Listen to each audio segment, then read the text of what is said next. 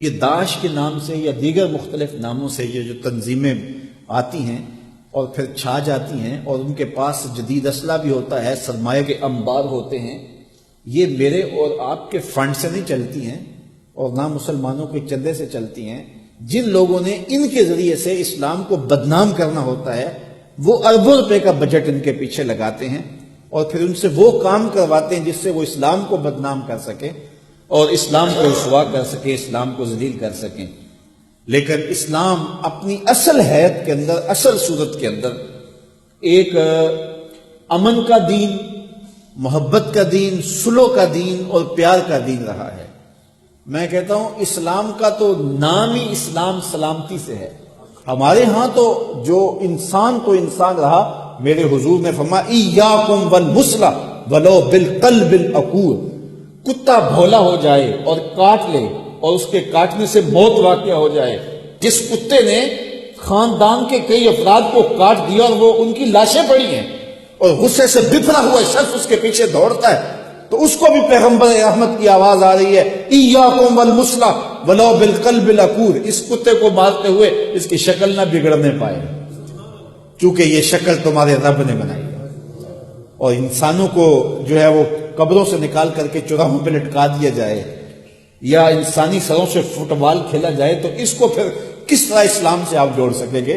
اسلام تو کتے کی بھی شکل نہیں بگاڑنے دیتا۔ رسول کریم صلی اللہ علیہ وسلم جب کسی غزوے پہ کسی کو بھیجتے تھے، کسی جنگ پہ بھیجتے تھے تو وصیت کرتے تھے کہ بچوں کو قتل نہیں کرنا، خواتین کو قتل نہیں کرنا، ان کے مذہبی رہنماؤں کو قتل نہیں کرنا اور جو ہے وہ جانوروں کو نہیں مارنا، یہاں تک کہ جو درخت ہیں ان کو نہیں توڑنا، ان کے سبزوں کو، ان کے کھیتوں کو نہیں اجاڑنا، یہاں تک کہ تعلیم جو ہے وہ ارشاد فرمائی گئی۔ وہ کہتے ہیں جنگ میں کوئی قانون نہیں ہوتا، اسلام نے جنگ میں بھی قانون دیے ہیں اور محبت میں بھی قانون دیے ہیں۔ تو یہ اسلام کا دیا ہوا مزاج ہے۔ اسلام تو ایک بڑا واضح دین ہے، لیکن آج کچھ لوگوں کے عمل کی وجہ سے جو ہے وہ اسلام کو بدنام کیا جا رہا ہے اور اس عمل کے پیچھے بھی ان قوتوں کا کردار ہے جو اسلام کو بدنام کرنا چاہ رہی ہیں۔ تو اسلام کا چہرہ بالکل بے غبار ہے۔ اسلام کل بھی امن کا دین تھا، اسلام آج بھی امن کا دین ہے۔ اسلام کل بھی محبت کا دین تھا، اسلام آج بھی محبت کا دین ہے۔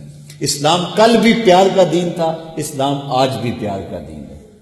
تو جو کچھ دنیا کے اوپر واقعات رونما ہوتے ہیں، جس طرح یہ پیرس واقعہ ہوا ہے، تو ہمارے لوگ بھی کچھ غلط فہمی میں آ جاتے ہیں، تو ایسا نہیں ہے۔ یہ اسلام کا دیا ہوا مزاج نہیں، یہ حضور کا دیا ہوا دین نہیں ہے۔ دیکھیے میرے اور آپ کے آقا و مولا جب فتح مکہ کے موقع پہ تشریف لاتے ہیں تو 10,000 صحابہ کے ساتھ حضور مکے میں تشریف لائے تھے، اور یہ مکے والے کون تھے؟ جنہوں نے گڑھے کھودے تھے۔ یہ مکے والے کون تھے؟ جنہوں نے کانٹے بچھائے تھے۔ یہ کون لوگ تھے؟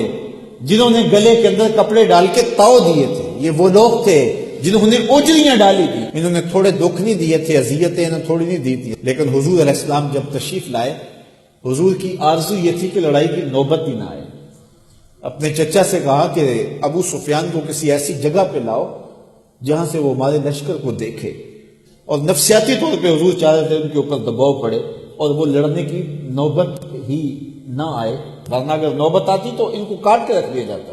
تو پھر حضور جب مکے میں داخل ہوئے تو حضور نے یہاں تک احکام جاری کیے، جو ہاتھ کھڑے کر لے اسے امان دے دو، جو اسلحہ پھینک دے اسے امان دے دو، جو امن مانگے اسے امن دے دو، جو سینے حرم میں آئے اسے امن دے دو، جو دروازہ بند کر لے اسے امن دے دو۔ پھر فرمایا جو ابو سفیان کے گھر میں چلا جائے اسے بھی امن دے دو۔ مجھے دنیا کا کوئی فاتح لا کے تو دکھاؤ، ایسا کوئی فاتح لا کے دکھاؤ۔ جب فاتح فتح کرتا ہے علاقے کو گاجر مولی کی طرح کاٹتا ہے۔ کیا ہمیں تاریخ یاد نہیں غرناطہ کی؟ ہمیں تاریخ یاد نہیں بغداد کی؟ ہم بھول گئے ہیں ان قصوں کو اور کہانیوں کو جنہوں نے انسانوں کے سروں کے کھوپڑیوں کے مینار تعمیر کیے تھے، دریائے دجلہ کے اندر ایسے لاشیں پھینکی اور خون بہایا کہ 3 دن تک خون بہتا رہا، پانی نہ بہا۔ یہ تاریخ ہے انسانوں کی، 1 کروڑ انسان لوگوں نے مارے۔ یہ ہٹلر، مسولینی، پڑھیں ان کی تاریخ، الیگزینڈر کی تاریخ پڑھیں۔ یہ وہ لوگ تھے کہ جنہوں نے انسانوں کے خون پیے اور انسانوں کی ہڈیوں کے اوپر گھوڑے دوڑائے۔ لیکن یہاں کیا ہے؟ انسان تو انسان رہا۔